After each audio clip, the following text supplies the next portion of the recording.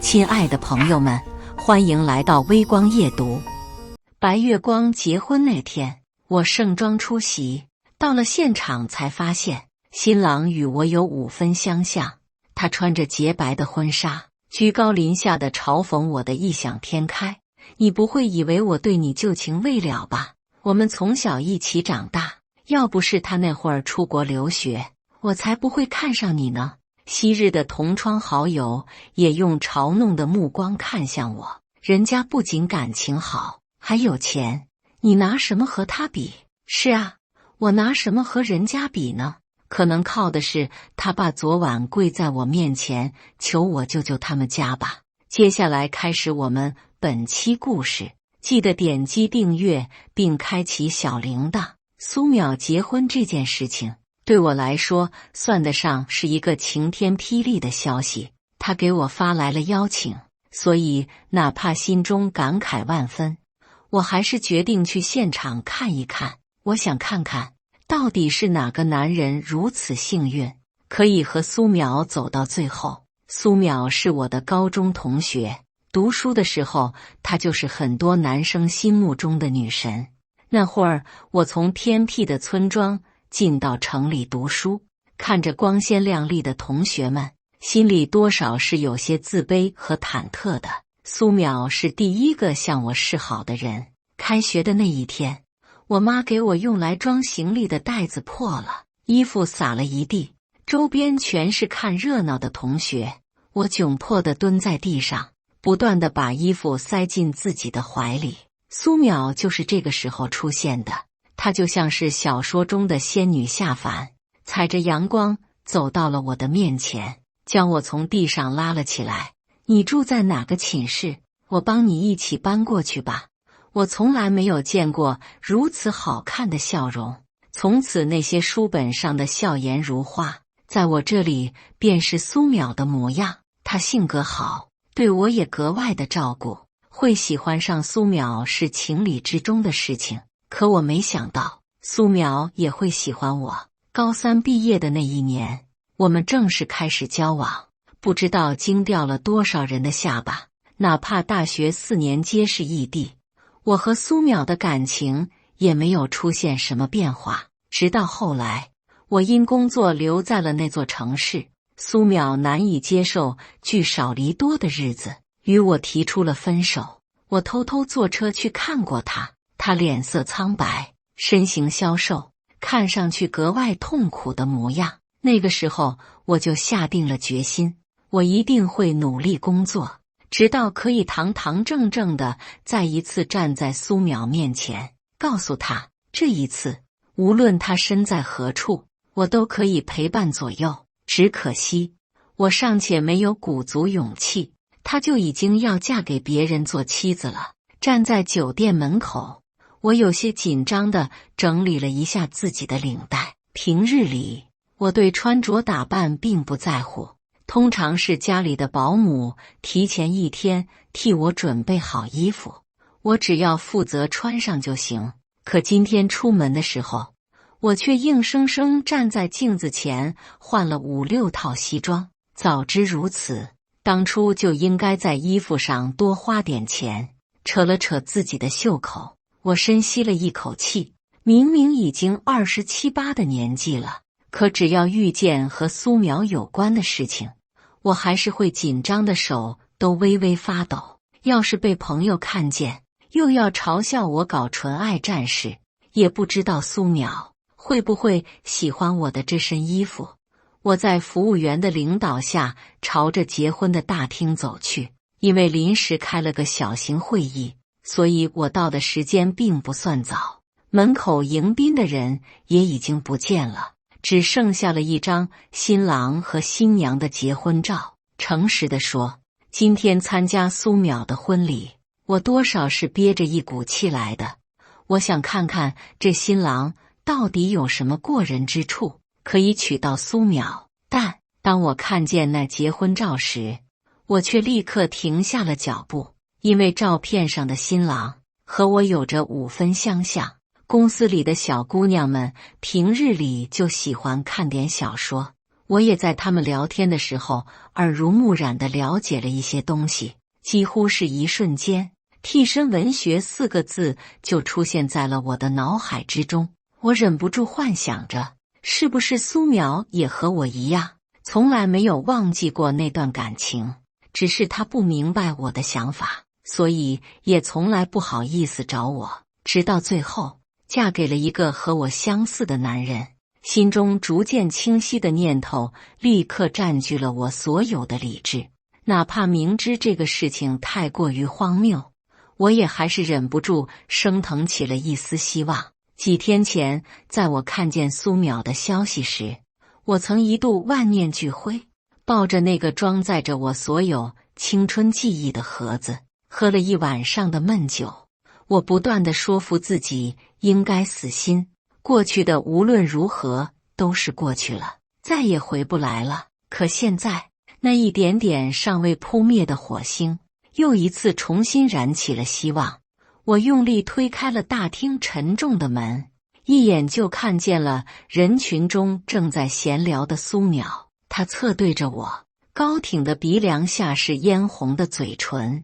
比起我们分手的那年，苏淼的脸上更多了几分成熟的妩媚，看上去越发的光彩照人。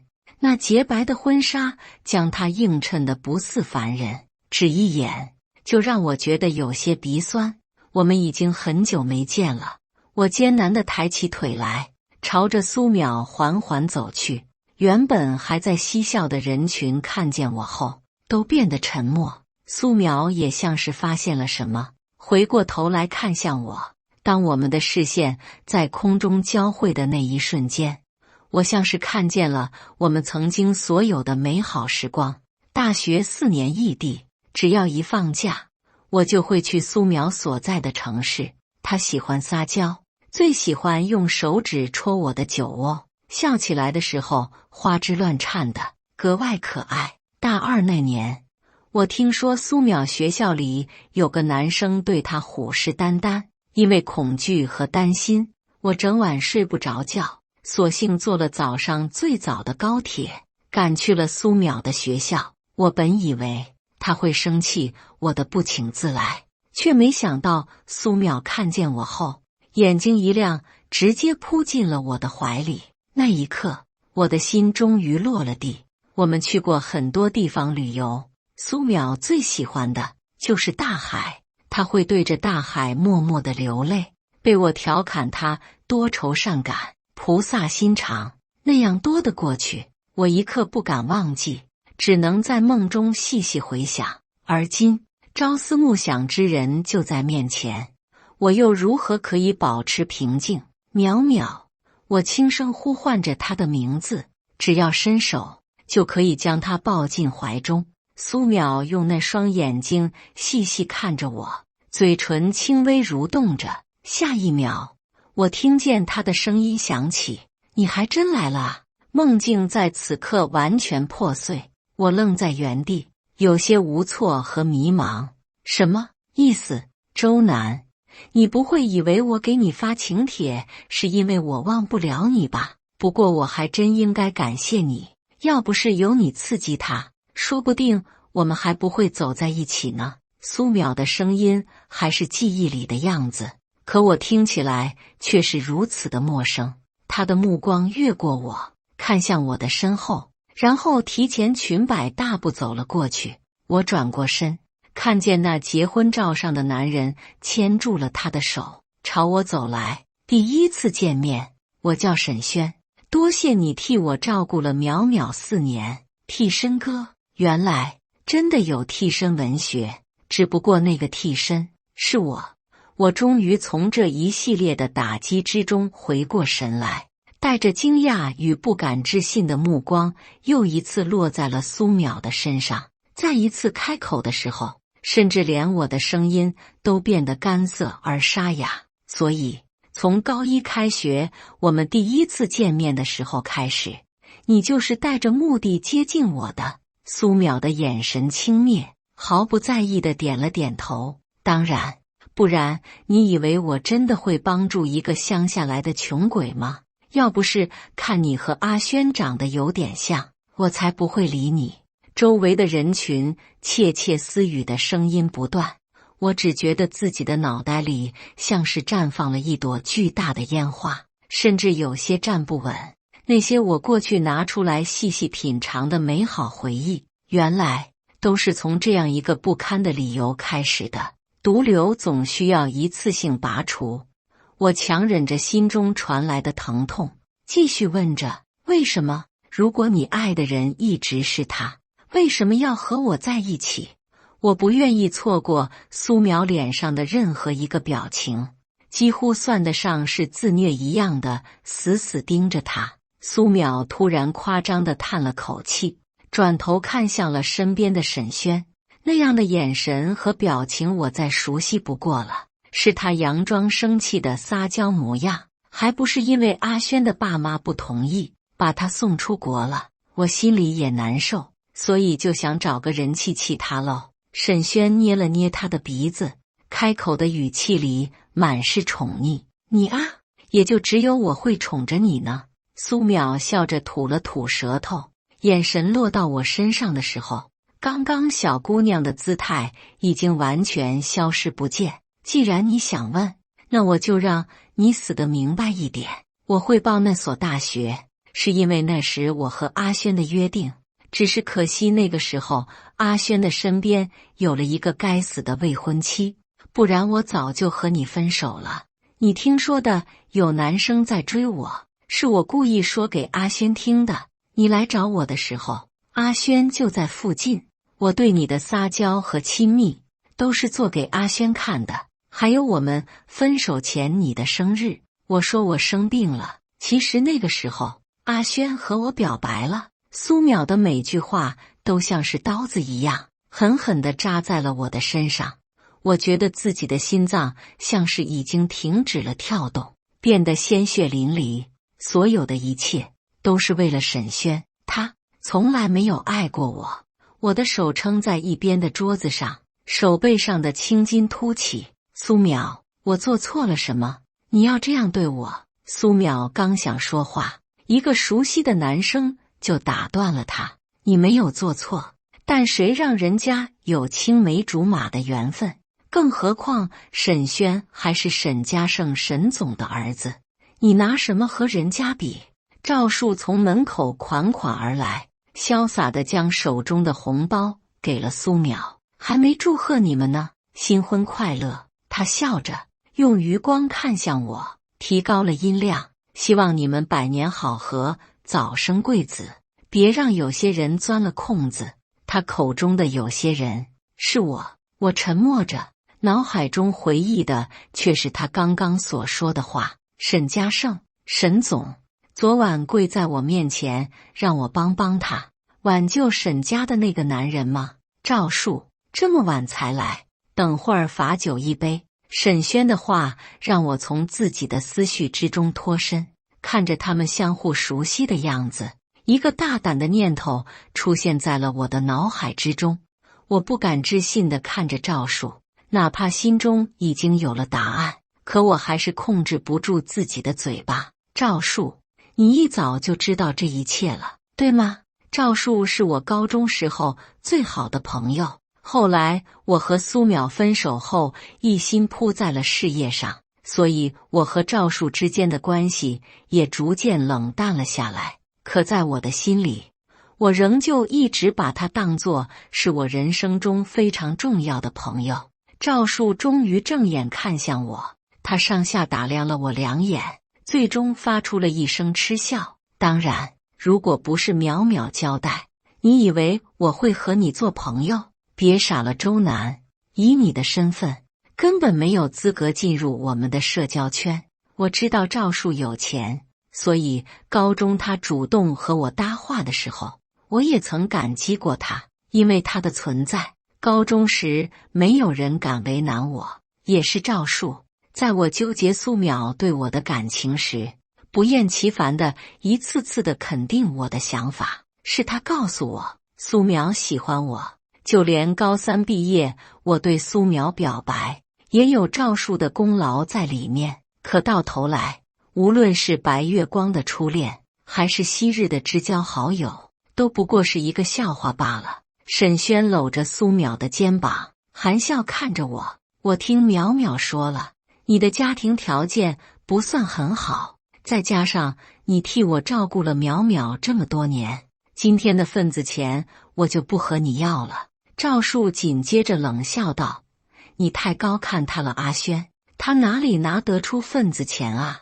要我说，他现在估计一个月也就3、4千的工资，能不能养活自己都是另说。”赵树的话引来了苏淼的笑声，周围的老同学有人用疑惑的声音开口：“可是我看周南身上的西装好像也挺贵的啊。”那男人的声音很轻，可偏偏距离太近，所以我们几人都听得一清二楚。赵树的脸色立刻就变了，他冷哼了一声，双臂环胸，脸上满是不屑的神情。谁知道是不是他租来充面子的？说不定一会儿还要提早走去还衣服呢。我向来知道赵树的嘴巴很毒，高中的时候因为苏淼对我的另眼相看，学校里也有些男生看我不顺眼。每当那个时候，赵树都会站出来力挺我。他说起那些男生的样子，和现在说我的模样没有什么区别，都是一样的高高在上，一样的冷漠与蔑视。如今想想，高中3年他陪在我边上，说不定心里委屈的不行。赵树还想说什么，却被苏淼打断了。苏淼看着我，轻声道：“周南，我知道是自己利用了你，但你也不亏，不是吗？不然，你应该一辈子都找不到我这样的女朋友吧？”多么强词夺理而又不要脸的话，我几乎被气笑了。我求着你和我在一起了吗？因为愤怒，我的语气并不好。苏淼的脸色也变了，他皱着眉，用不耐烦的语气道：“你要真觉得难受，就让阿轩在他爸的公司给你安排个位置，当做补偿。你别不知好歹，沈氏集团靠你自己，你这辈子都进不去。那个摇摇欲坠、随时可能倒闭的破公司，谁稀罕进去？”沈轩煞有其事地点了点头，还好心地对我解释：“周南，你可能不了解，但我爸爸的公司是行业里数一数二的，你最好别太贪心了。”看着沈轩的脸，我终于理解了昨晚沈家胜跪在我面前的绝望。摊上这样一个没脑子的儿子，也怪不得他打拼了一辈子的事业就要毁于一旦。我笑着低头整理了一下自己的袖口，行业数一数二的，沈轩，你家公司就要倒闭了，你知道吗？沈轩的脸色一下子变得铁青。你他妈说什么呢？也难怪沈轩生气，任谁在自己的婚礼上被诅咒家里的公司倒闭，都不会有好心情的。只可惜我说的是实话。我耸了耸肩，语气里带着丝丝嘲笑的意味。你不相信就算了，但沈轩，我有句话要警告你，如果沈氏集团真的破产了，你逃不了干系，因为我不会资助沈家胜的。其实昨晚看着一个年过50的男人在自己面前跪下的时候，我的心里多少还是动容的。沈氏集团已经是夕阳公司了，就算抗过了这一次的危机，也不能回到鼎盛时候。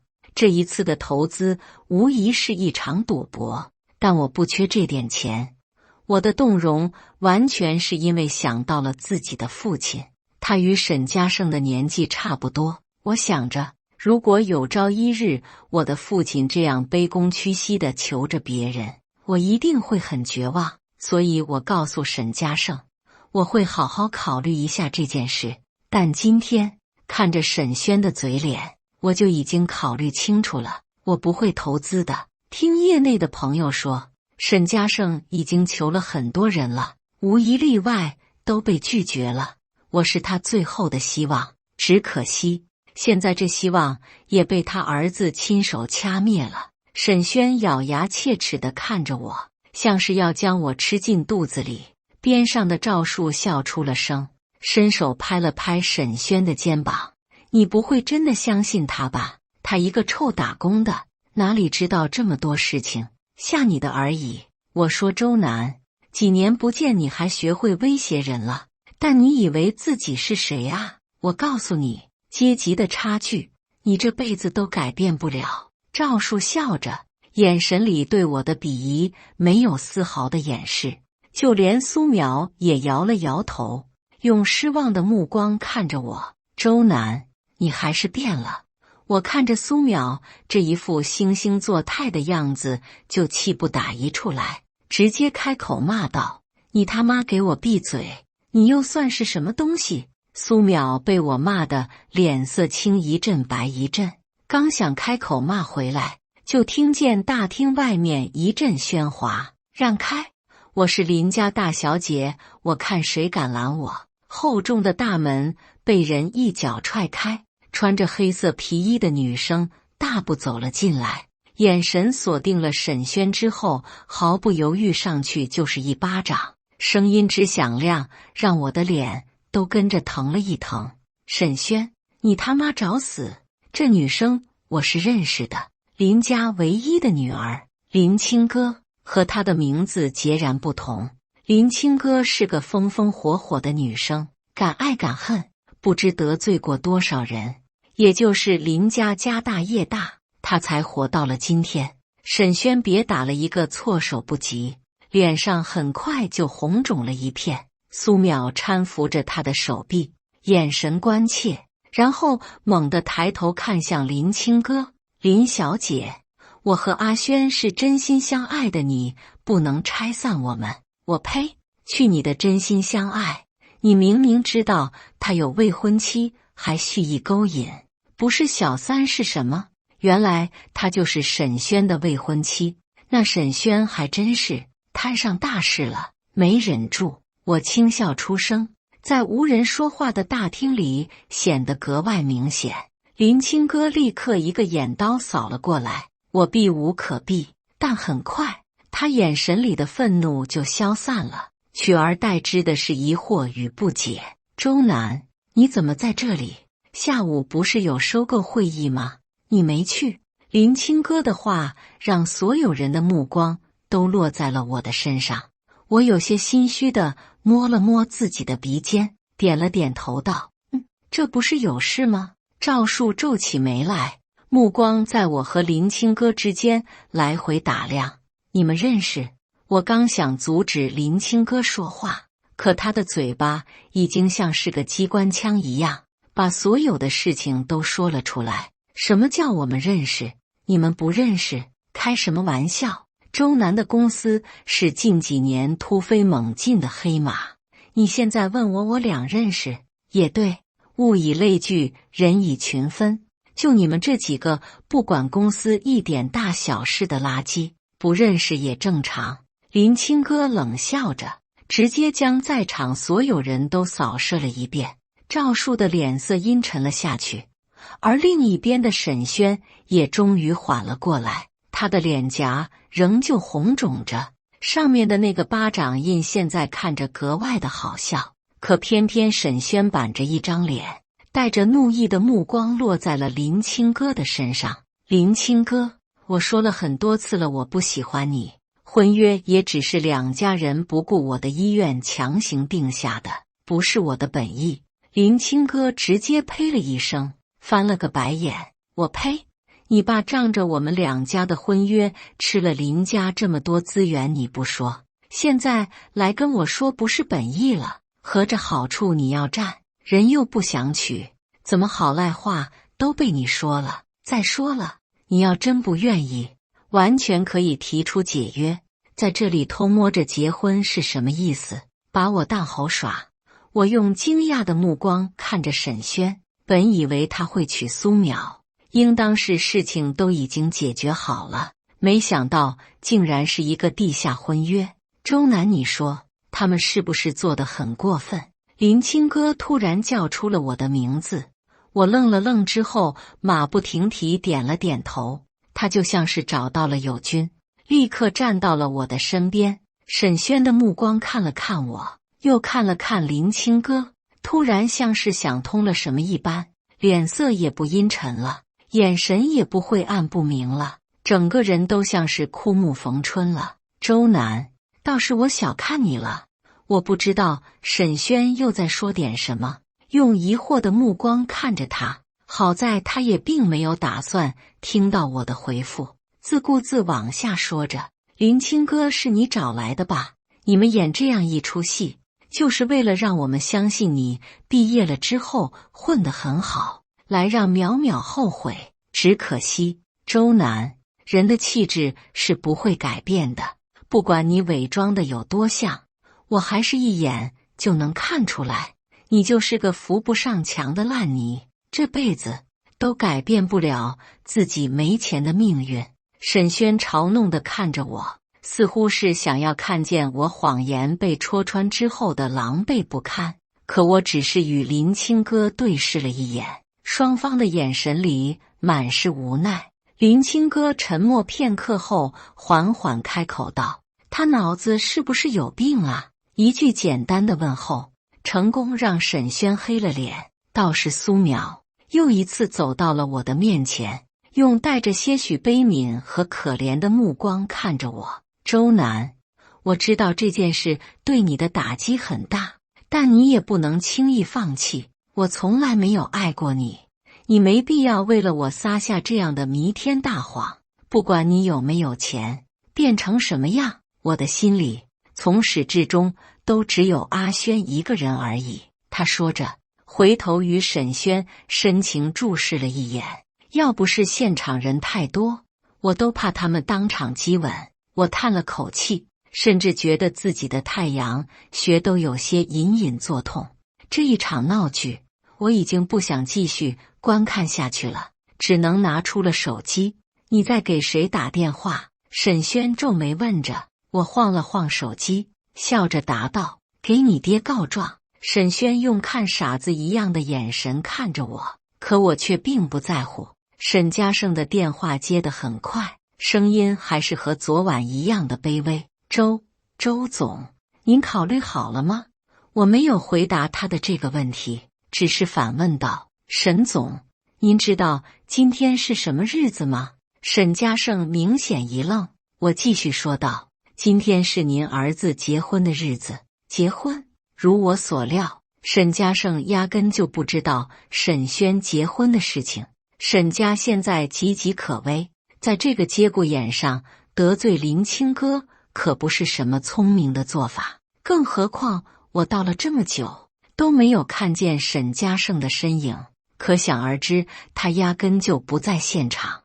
我将酒店的名字报给了他，手机那头传来各种各样细小的声音，想必是一阵混乱。电话挂断了之后，赵树率先质问道：如何？阿轩他爸和你说什么了？周总，最后2个字，他的语气格外阴阳怪气，像是在嘲笑我的不自量力。沈总一会儿就过来了，我没有理会他，而是直接找了个位置坐下了，甚至还有闲情逸致给自己倒了杯茶。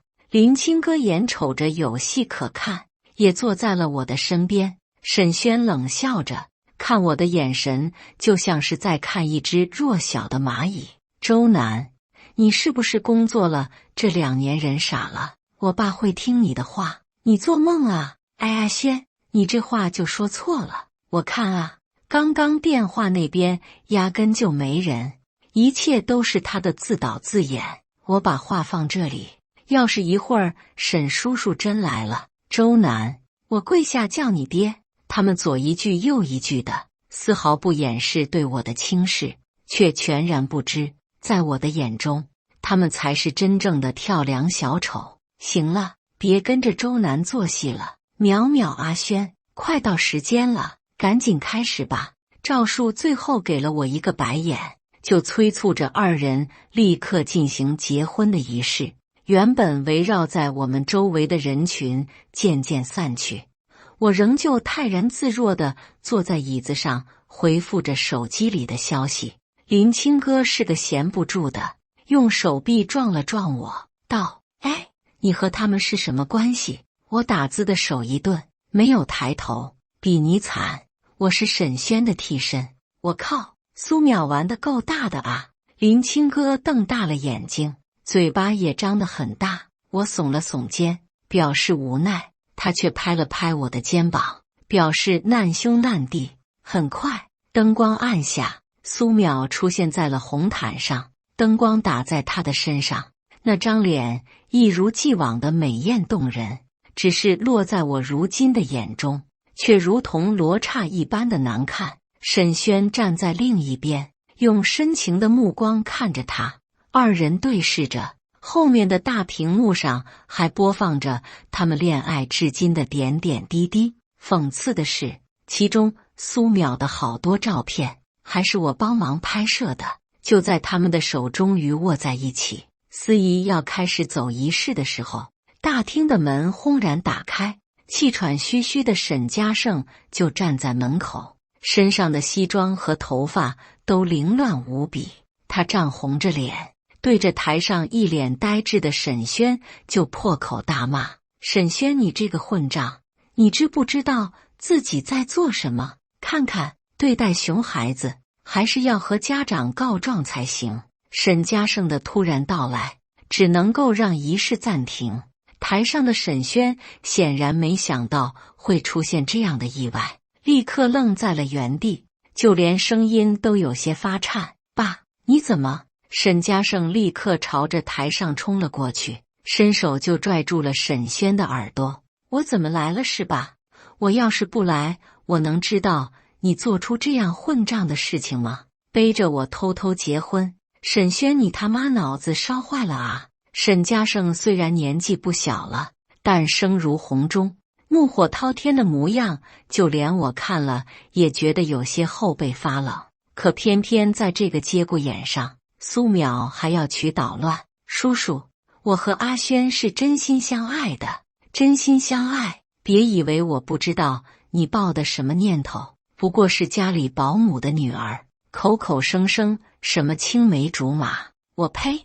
我之前不点破是觉得你是女生，给你留点面子，现在看来倒是我小看你了。沈嘉盛的话不仅让苏淼脸色大变，更是让在场所有人都大吃一惊。她竟然是沈家保姆的女儿。要知道，高中时候苏淼的吃穿用度都是最好的，也因此学校里才会有传闻说她是谁家的大小姐。可万万没想到，一口一个穷鬼的苏淼，竟然连身份都是造假。苏淼的眼中满是泪花，眼看着就要哭出声来。赵树再也看不下去了，腾的一下站起身来：沈叔叔，保姆的女儿又怎么样？淼淼是我见过最温柔的女生。沈嘉盛一手拽着沈轩的耳朵，一边朝着赵树狠狠瞪了过去：是吗？你这么喜欢，你怎么不娶她？我倒要看看，你要是和苏淼结婚，你爸会不会把你屁股打开花？赵树张了张嘴，再也说不出话来。他们这样的家庭，最看重的就是利益。沈嘉盛一路拽着沈轩的耳朵，走到了我的面前。他一改刚刚的暴怒状态，对着我微微弯下了腰：周总，真是谢谢你给我打电话了，要不是你，我真的要被这个混小子气死了。在沈嘉盛开口的那一刻，沈轩看着我的眼神里充斥着惊讶，就连赵树和苏淼也瞪大了眼睛。我站起身来，笑道：应该的。还没问，周总您怎么会在这里？我用含笑的目光看向了沈轩，他的脸色发白，嘴唇都在微微发颤。我脸上的笑容越发的真切，对着沈嘉盛道：哦，我是苏淼的高中同学。沈嘉盛的眼睛顿时亮了起来。既然这样，那不过沈总，您的儿子似乎对我意见很大啊，还说我这种人啊，注定了一辈子只能给你们打工呢。哦对，他还想在你们公司给我提供一个岗位。沈总看看我适合做什么？我打断了沈嘉盛的话，用调侃的语气说着：可眼神却无比的冰冷。沈家胜脸上的笑容瞬间就僵硬了，可偏偏沈轩还没有察觉到他的变化，仍旧叫嚣着：“周南，你阴阳怪气什么？是你自己一开始没说清楚的，怪不得我误会。再说了，你就算现在开公司了又怎么样？怎么可能比得上我们家的公司？”我闭嘴！沈家胜的脸色难看得厉害，毫不犹豫地转身就给了沈轩一个巴掌。他还嫌不够，直接一脚就将沈轩踹倒在了地上。逆子，你这个逆子！周总，您别听他胡说，我们的投资您再考虑考虑。沈家胜急得头上都出现了密密麻麻的汗珠，而沈轩像是一条丧家之犬一般趴在地上，满脸的不敢置信。爸，你打我干什么？我哪里说错了？你给我住嘴！你每天除了苏淼就是吃喝玩乐，公司里的事情你是一概不过问。你知道点什么？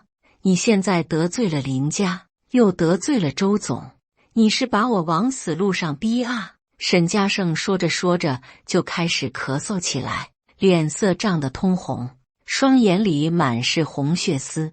他颤颤巍巍地走向我，语气里满是哀求的意味。周总，算我求您了，沈氏集团是我一手创建的，我实在是不忍心看着他就这样消失啊！我看着沈家胜，心里感慨万千。沈轩固然是个人渣，但沈家胜的模样又实在是可怜。最终我也只能叹了口气道：我可以投资，但前提是你不许再给沈轩花一分钱。从此以后，沈氏集团与他没有任何的关系。